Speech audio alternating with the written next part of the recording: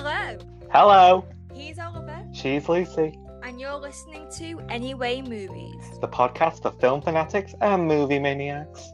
the podcast of discussions, debates, and occasional distractions as we talk about all things cinema. If you like what you hear, be sure to like our Facebook page and follow us on podcasting platforms. Big shout out to my sister Molly for creating the logo and images for our podcast. Give her a follow on Instagram at _Molly_Joanne_. Now that's all out of the way, dim the lights, turn the projector on, and let's start the episode.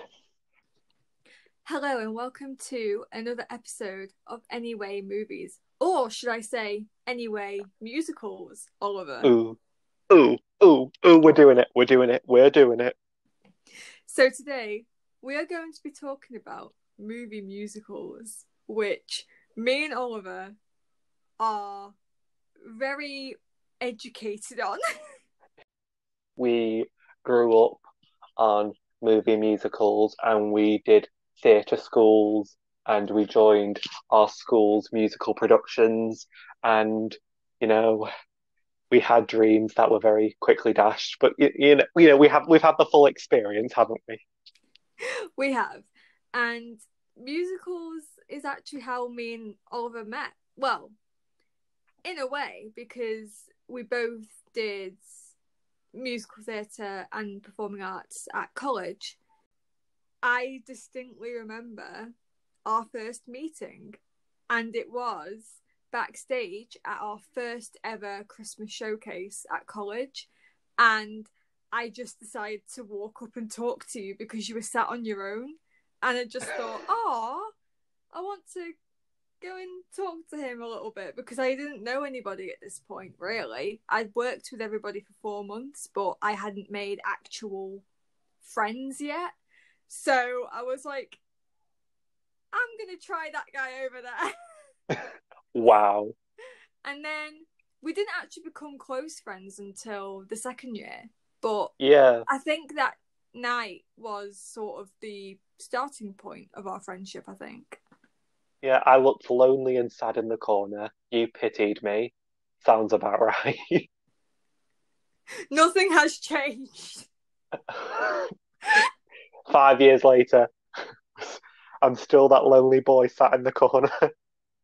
And this podcast as well. I mean, who knew that we'd be doing this 5 years after our first meeting? Like, I don't even think I knew what podcasts were. Neither did I. We should have done this many years ago, but anyway, we can't hark on the past.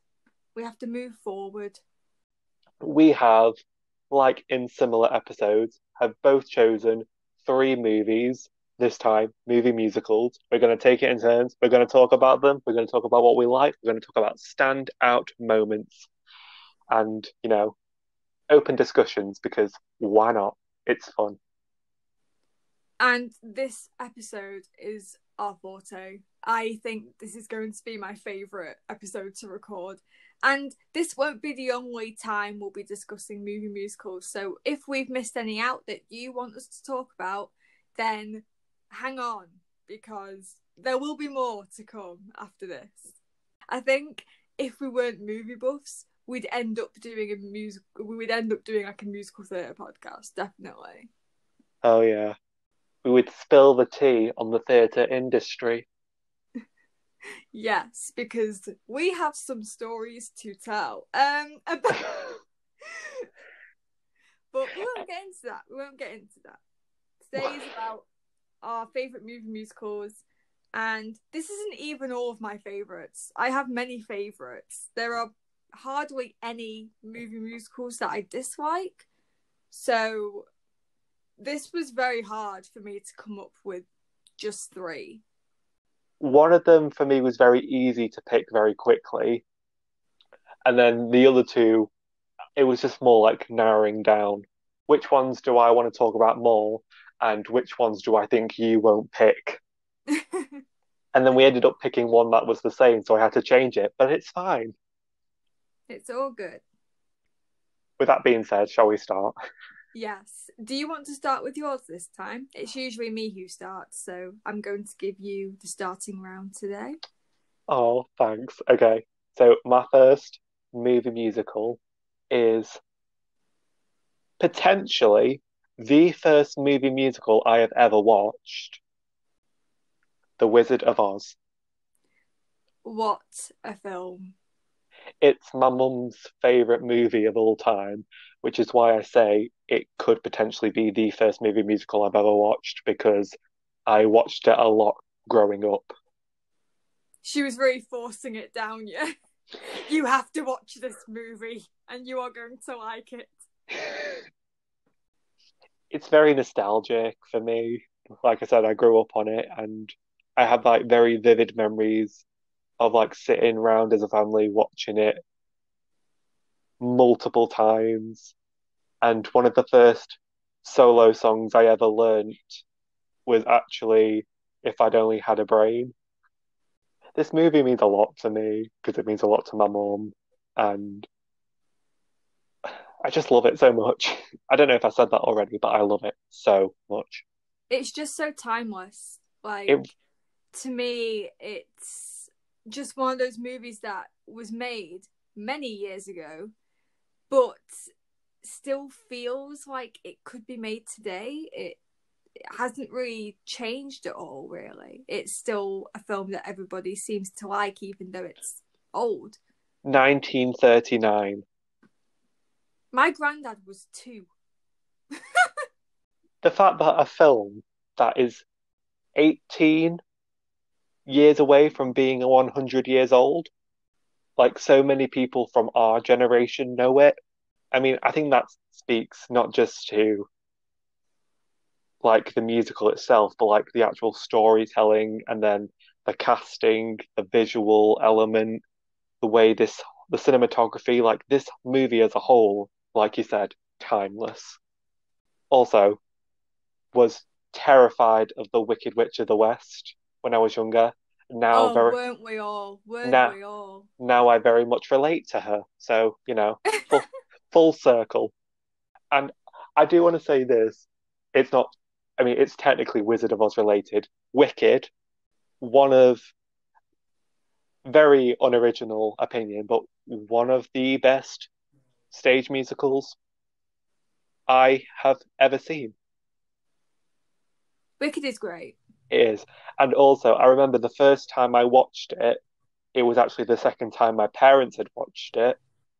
And the very first thing my mum said to me was, now when we get home, do not sleep, watch The Wizard of Oz, and you'll see the witch in such a different light. Mm. And I did. As we're talking about it, I'm literally just looking at screenshots from the movie. And like just the visual element from like the whole black and white, dusty, I want to say aesthetic, but just how it's when Dorothy's in the real world and it's just all black and white, it's very realistic in terms of the time. And then obviously she goes to Oz and it's all bright Technicolor. Everything's very vibrant, very in your face. Like, You can take any frame from this movie and put it on your wall.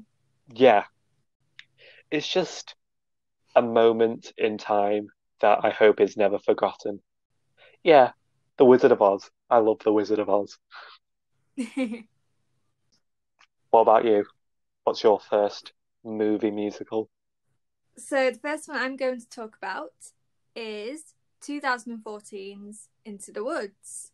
Now, I watched the film first and then I watched the stage adaptation, well, a stage adaptation, like the staging of Into the Woods, about 2 years afterwards. And I have to say, the stage version is incredible. It is so good. I think it's better than the movie, but I still think that Into the Woods is one of the best movie musicals out there. It's just such a gorgeous show, and the music is just amazing. I love the blending of the different fairy tales and how all of the characters from all of these famous stories that we all know and love sort of meet and how they all know each other. And it's really, really well done how the cast is a mix of film actors and theatre actors. So, for example, we have Lilla Crawford as Little Red, who is a Broadway actress. She was in Annie on Broadway. And then you have Chris Pine as Prince Charming, who had never sung in his life and is probably one of the better singers in the film. And I just think it's a really good film adaptation of a musical, especially for one that is so hard to put on. Like, I can't even imagine how hard it must have been trying to fit it all together and how they were going to film certain parts. My favourite song from the film is either Agony or Children Will Listen, only because Agony just makes me laugh every time. I don't know if you've seen it. Yeah. But just when the princes are just trying to outdo each other, it's the funniest thing in the world. And then Children Will Listen is the finale. Spoiler alert, after the witch dies and after the baker's wife dies and everything's all sad and you can just hear the witch in the woods singing. You don't see her, but you hear her singing. It's just so good. It's such a good scene. I never noticed that, the witch. I'm gonna have to go and listen for that because I've never noticed that before. Yeah. I mean, you don't see her, but it's Meryl Streep singing Children Will Listen. And I think that's just like a really nice ending, I think, because it is a very dark ending. Like, nobody gets a happy ending, really. Yet, it's one of my favourite movie musicals. I guess I like darkish stuff, but it's still quite funny in parts. And another moment that I adore in the film is It Takes Two with James Corden and Emily Blunt. I just think that pairing was just chef's kiss. Like, you can tell they're having a blast with that number. And yeah, I just think the entire film is just gorgeously shot, amazingly orchestrated, and the cast are brilliant.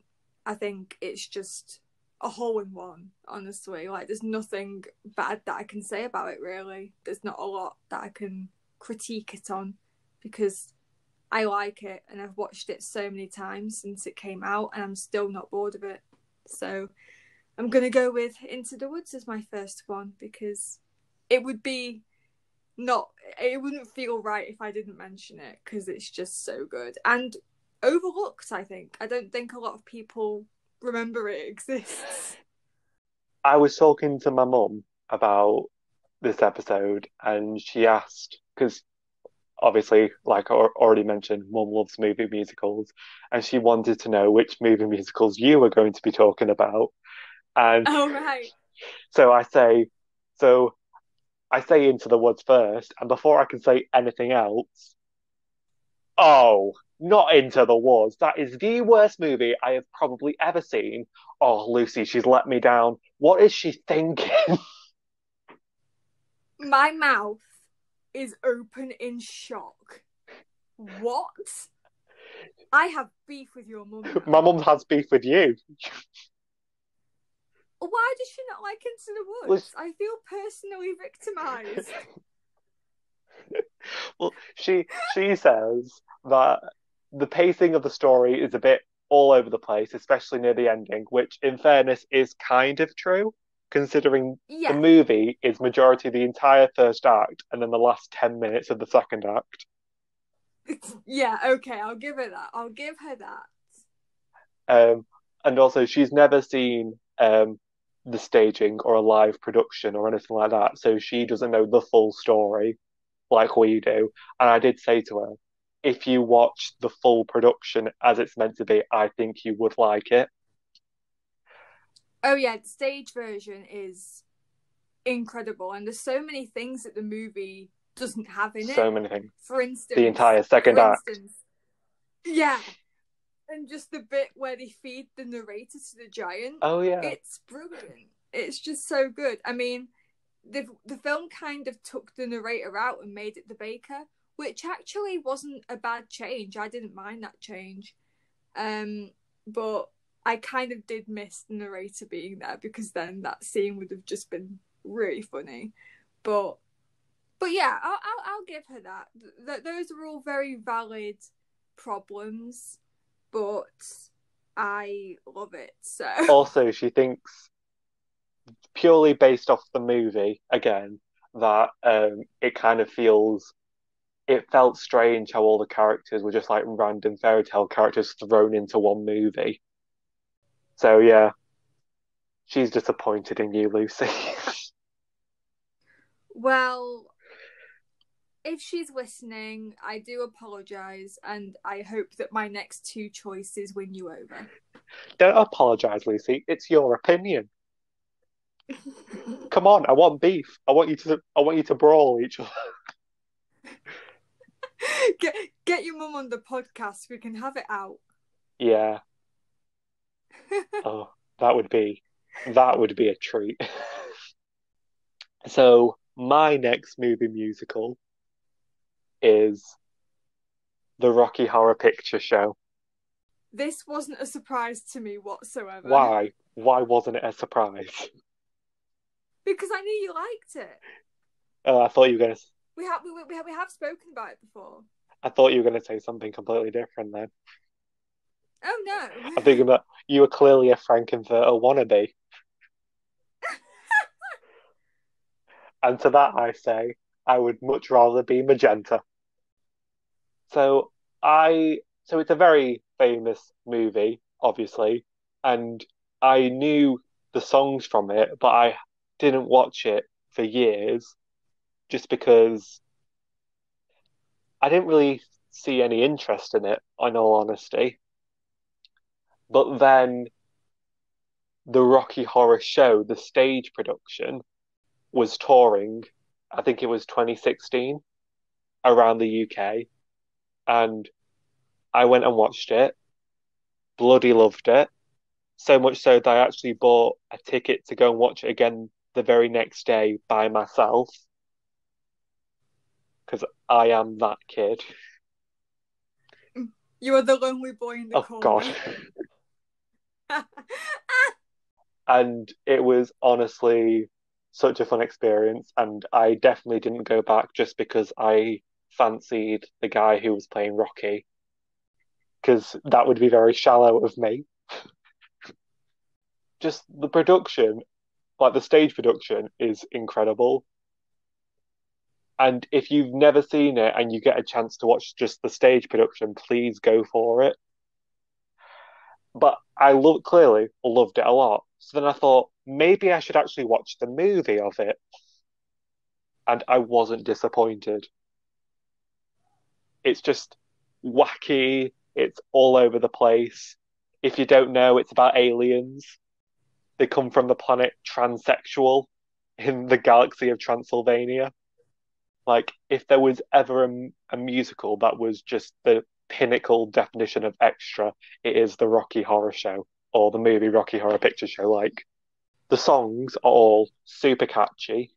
I have a funny story about, and it's really funny that you're doing Rocky Horror right now, because I have performed the Time Warp 3 times in my life in 3 different showcases, right? I thought I knew the words, right? Because I've done it 3 times. So every time I get told, right, we're doing Time Warp for the showcase, I'm like, right, I'm ready. I know it inside and out. The other day, and I'm not even kidding, this was the other day, I found out that I've been singing Time Warp wrong my entire life, including the showcases that I've performed it at. Even the one we did together.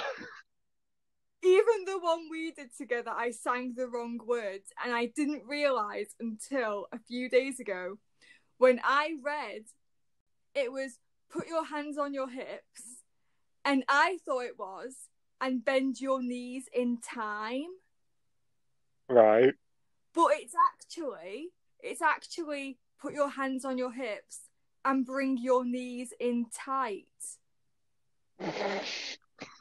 And I've been singing and Bend Your Knees in Time for the past 10 years. And nobody has corrected me. So I just thought they were the words. Lucy, What? I've been singing them wrong too then. What? I thought No. the lyrics were bend your knees inside. And I know that isn't an actual sentence, but it's the Time Warp, which is a weird song already, in a musical about transvestite aliens. Yeah, but no, it's Bring Your Knees in Tight. I didn't know. I've been singing Bend Your Knees in Time for the past 10 years. So I don't know what that says about me, but I was questioning my entire existence, Oliver. I don't know what to tell you. Wow. I just thought I'd bring that up because it was the perfect opportunity. It really was. Damn it, Janet. And, okay, obviously we cannot talk about the movie without talking about Tim Curry. I love Tim Curry. He was the best part of Home Alone 2. And nobody can tell me any different. And his performance in this film is ridiculously good. I can't. Ridiculously good. He is Dr. Frankenfurter, like no one else is Dr. Frankenfurter. And that, the iconic moment when he's about to go back up the lift at the end of Sweet Transvestite, and he says, I see you shiver with anticipation. And then his glare. Like, when I first watched it, it genuinely creeped me out because, like, you can't really see anything other than his really pale face and then his eyes just open and it's genuinely scary to me. And then he's like, patient. I don't know what it is about that moment other than it just being genuinely iconic. But you know, like when you watch a movie and for the first time, and there are key moments in key movies that stand out so much that you can genuinely remember how it felt in that moment. It's like that. Like, I can remember the exact moment watching that exact scene, how I felt, what it was like what the weather was outside. Like, it's that poignant in my mind. And if any movie can do that, it's a good movie. Enough said. So the next musical that I'm going to be talking about is 2007's Enchanted, which is technically a Disney musical, but it's not on Disney Plus. Boo.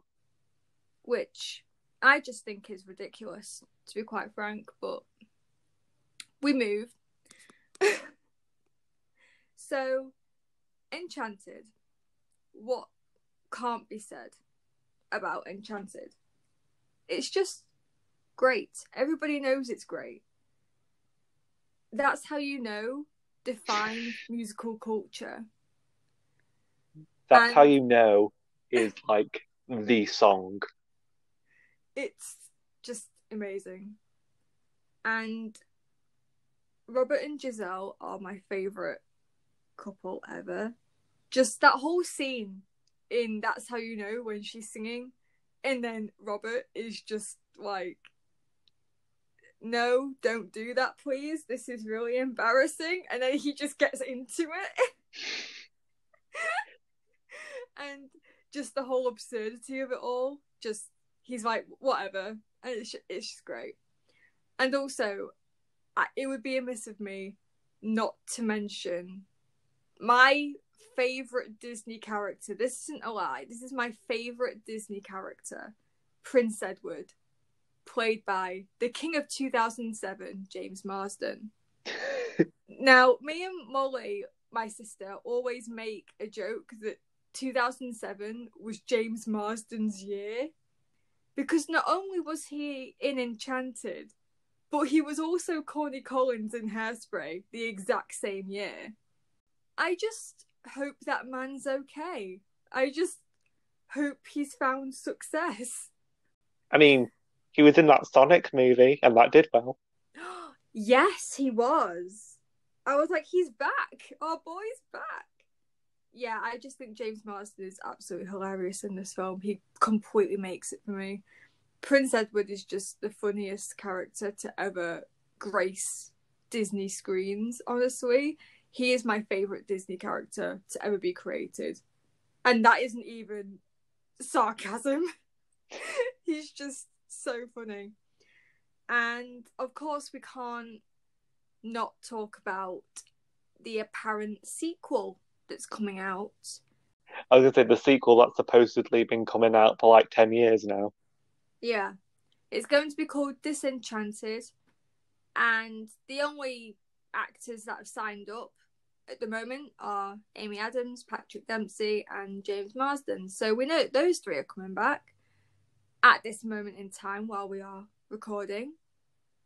And we don't know anything else, but we know it's in the works, hopefully. But I'm not sure. I'm excited. I mean, I love Enchanted, don't get me wrong. But does it need a sequel? No. Yeah, I agree. I think it ends perfectly. Oh, and that's another thing I wanted to mention, the fact that it goes from animation to the real world really well. And the fact that Nancy, Idina Menzel's character, doesn't sing in the film, even though Idina Menzel is a literal Tony Award-winning actress. Which, fair enough. Didn't she also win an Oscar for Let It Go? Yeah, but I think that was after Enchanted. Yeah. Yeah. No, but Enchanted is just so good. I remember watching it at the cinema as well. It's one of those cinema experiences that I'll always remember. I was 8 years old when it came out, and it was me, my mum, and my little sister Molly, and we loved it. We absolutely loved it, and the audience was packed. All of the kids were dancing around. It was just a lot of fun. And every time I watch it, it just brings me back to that moment where all of the kids were just super hyped at the cinema, just watching this new Disney film that's come out and laughing at all of the antics that happen. And just, yeah, it's a really good show, and one that actually hasn't been transferred to the stage. It's still very much a movie musical, and the only proper movie musical I have on here, because the other one that I'm going to talk about is a stage musical as well. So it's unique in that sense as well. So I just thought I would mention Enchanted, because with it not being on Disney Plus, I just thought I would give it the spotlight it deserves. Enchanted is, I feel like, just like The Wizard of Oz, Enchanted is going to be one of those timeless movies. Oh yeah. And the fact that they basically spend the whole movie just taking the mick out of Disney movies Yeah. is brilliant. Yeah. And also, my girl Amy Adams, the literal definition of a Disney princess, playing a Disney princess. She bodies that role, honestly. Nobody else could have played it but her. I might be wrong on this, so do not take what I'm about to say with a pinch of salt. I think the only reason Giselle isn't considered an official Disney princess, like she's not part of the lineup, is because they would have to get Amy Adams' likeness, because all the other ones are obviously, or they were first animated, Yeah. but the animation for the movie was based off of Amy Adams because the majority of the film is her in the real world. Yeah. Again, I could be talking out my arse, but that's what I've heard. I just think it's a really, really good film, and kids loved it. It's just a spark of joy. And I think adults can find something in it as well that they quite like. Obviously, taking the mick out of Disney films is a plus for adults, really. Yeah. So, yeah, that's Enchanted. My third and final movie musical is one of my favorite movies of all time. Like when we did the Scott Pilgrim episode and I was deciding which movie to choose for my favorite movie, it was a toss up between Scott Pilgrim and this one, honestly. The Greatest Showman is just so good and it's better than La La Land. I said it. Oh, ouch. And the fact that La La Land got more awards than The Greatest Showman is just, it baffles me. Not to shit on anyone's opinions, I don't think La La Land is bad by any means, but in terms of storytelling, I feel like the story of The Greatest Showman is a lot more relatable, a lot more emotional, but still has more of a fantastical side to it. So it's one of those things where you can relate to it, but you can also escape reality with it. The cinematography is incredible. Like the scene where P.T. Barnum, played by Hugh Jackman, and Charity, played by Michelle Williams, are dancing on the roof of the apartment, like Oh, through yes. the washing, and like the moon is like their only source of light is just beautiful. The soundtrack, second to none, because the cast could actually sing. How much of this is just going to be shitting on La La Land? It's not, I'm not doing it on purpose, but I've had this conversation with my dad so many times that it's just sort of automatic. But am I wrong, Lucy? Am I wrong? Half. That's because I like La La Land, so. About about the singers, excluding John Legend, obviously. I mean, no, you're not wrong at all. I mean, Hugh Jackman can sing circles around Ryan Gosling. I don't even care. Thank you. Like every song in the show, I feel like in La La Land, I'm not trying to compare these movies, I swear, but it's just happening. In La La Land, like I kind of felt like the songs were just sort of there, but in The Greatest Showman, I feel like they are pinnacle points throughout the movie, and they either highlight the section of the movie or they help the movie move along. Do you know what I mean? Yeah, yeah, like most of the songs in Greatest Showman are done as a montage sort of thing. So it actually moves the story along rather than this is where we sing. And now the story continues. Yeah, It's like the story continues as the song is playing. yeah. I cannot listen to This Is Me without crying. Mm. Like, This Is Me is such an incredible song, and Keela Settle, who played Letty Lutz or the bearded lady, just her voice is insane. This is what happens when you cast actual Broadway Yeah, actors because in musical she films. was Madame Thénardier, wasn't she, in Les Mis? Yeah, and she was also Becky in Waitress as well, which is amazing for her, really. And I kind of hope she is cast. I don't know if they've announced the full cast of the live action Little Mermaid, but I want her to be Ursula. Ursula's already been cast. Oh, I know. It's Melissa McCarthy, I thought that who. was just a rumor. I didn't think it had been a. No, it's been official. Yeah, it's official now. They've cast the entire Little Mermaid movie. I mean, And I love Melissa McCarthy, but I just really want Keela Settle to sing "Poor Unfortunate Souls." now I want that. That was an opportunity missed. Yes, it's like, I've not heard anyone talk about Keela Settle in terms of like fan casting for the live action Little Mermaid, and Yeah. that baffles me. I kind of feel like The Greatest Showman, when it was first came out, and you can back me on this because you obviously work at the cinema.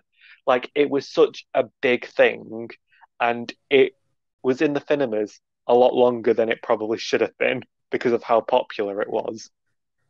Honestly, The Greatest Showman came out. I had just started working there in November, and The Greatest Showman came out a month later. I think it came out on Boxing Day, 2017. So I'd been working at the cinema for a month at this point. And I kid you not, it closed at the end of June. It was insane. And it didn't even have a great opening weekend. I mean, we sold a few tickets, it did well, but January to February was mental. Everybody came, especially during the Oscar season and all of that sort of stuff. And especially during the Easter holidays, it was a big hit in the Easter holidays. We were selling out like crazy. And it was people that were coming back. It wasn't people that were turning up to watch it for the first time. People were coming back to watch it multiple times. I mean, I spoke to this woman who I'd served before for this film, and she said, "Oh, it's my 7th time." And I was like, "Excuse me? Your 7th time coming to the cinema to see a film you've already seen?" And it was big. I've never seen anything like it. But then I feel like after that year, it kind of just disappeared. I think everybody got sick of it at that point. Everyone had watched it too many times. I didn't get sick of it. I bloody loved it. Though I do have to admit, there was a period in my time where I couldn't actually listen to the soundtrack, but that wasn't due to the movie. It was because of a very bad showcase that I was unfortunately a part of where I had to do a dance to that song, and it kind of tainted it for me for a while. Just The Greatest Showman, man, it's one of the best movie musicals, and in my opinion, one of the best movies of the last decade. And I have faith that it will become a timeless classic, and I really hope it does because it's just beautiful. Okay, I'm done. So, my third and final musical that I'm going to be talking about right now is 2007's Sweeney Todd. I mean, 2007 was just the year of movie musicals, wasn't Apparently it? so. So, Sweeney Todd is my favourite musical. Like, if anyone was to ask me what is your favourite musical of all time, it would be Sweeney Todd. And that is the stage version. Because again, I do prefer the stage version. But I think the film is insane. I am a massive fan of the film. I mean, it gets mixed reviews because Johnny Depp and Helena Bonham Carter are not the best singers. And I kind of get that. I get that criticism. But I kind of see past that. It's another Stephen Sondheim because obviously Into the Woods was a Sondheim as well. I just love his music. And I like the dark comedy that comes with this because it's about cannibalism, really. And they just make light of it. And it's so funny. And I held off watching this for a long time because I really didn't think it was going to appeal to me at all. But then I listened to the music and I was really taken in by it. Mrs. Lovett is my dream role. If I ever play Mrs. Lovett, it would be a dream come true. I don't even care if I am never a professional actress. As long as I play Mrs. Lovett once, I will be happy. It is such a great part. My favourite song in the entire film is Joanna Reprise. You know, not the actual Joanna that is sung by Anthony, but the Joanna Reprise that is sung by Anthony and Sweeney. I just think that is a really good song because Anthony is singing it, you know, for Joanna, and then Sweeney is singing it for his daughter, who he doesn't know. And yeah, it's just really, really good the way that they've done it all. I love the set design, costume design. Just the whole look of it is exactly how I thought it would look like if I'd have seen it as a film. And I also find it very funny that there are 2 Grindelwalds in this film. Oh my god.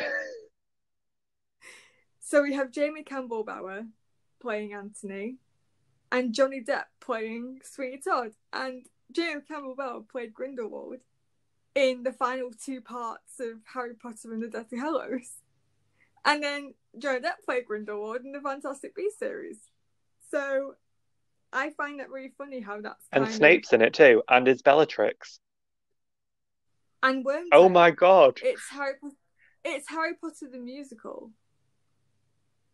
Also, I wanted to bring this in here because my actual favourite song from Sweeney Todd is The Ballad of Sweeney Todd, which is not in this movie, but it was going to be.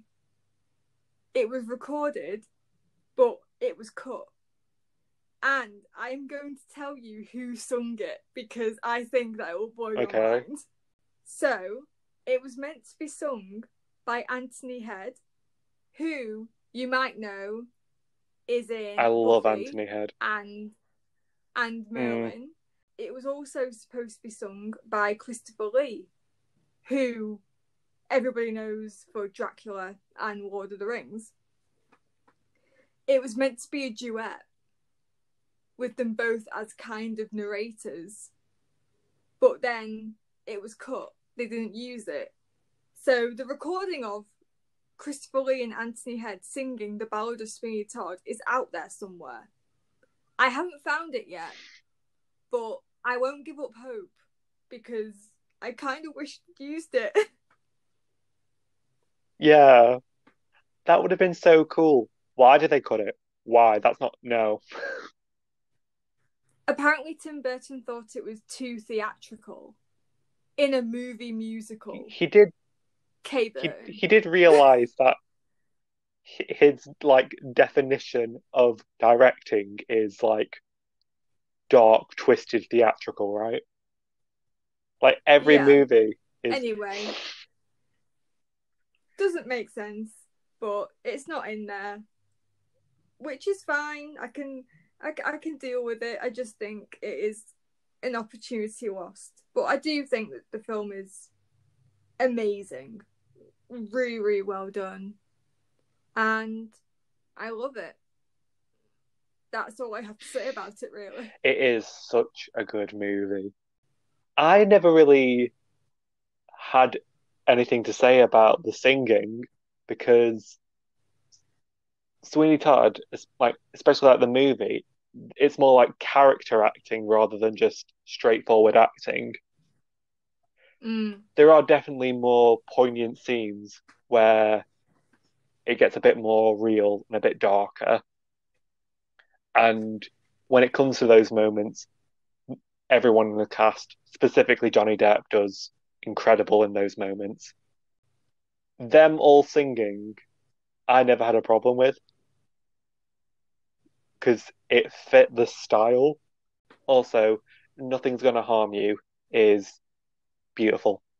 Oh, I love that scene so much. Nothing's gonna harm you now while I'm around. So it's such a pretty song. And just hearing that when you know what happens at the end is just heartbreaking. Poor Toby. Poor Toby. So with that somber note, this is where we'll end the episode. Honestly, I could have talked for hours and hours and hours about all of these films. I'm not going to lie to you. There is so much more that I can say about all of these films. I'm sure that's true for you as well, but we only have under an hour, so we will have to hang on until our next one, which will probably be soon. We won't wait too long to start talking about musicals because any opportunity, and we're there, pretty much. When we're like discussing layout ideas and episode ideas and stuff for the podcast, it doesn't take long for us to get sidetracked and talk about something musical related. Yeah. Thank you very much for listening. Please like and subscribe. You can follow us on all podcasting platforms such as Spotify, Google Podcasts, Anchor.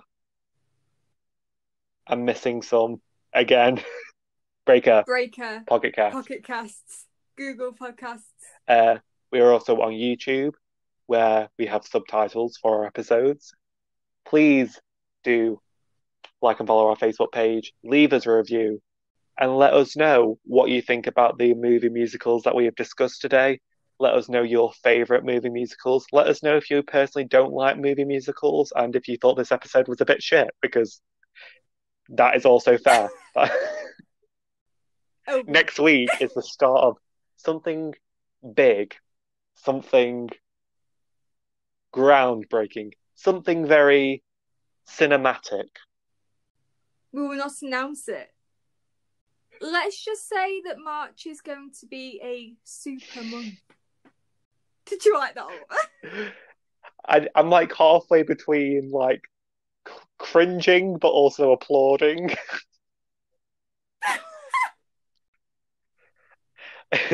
See you next week.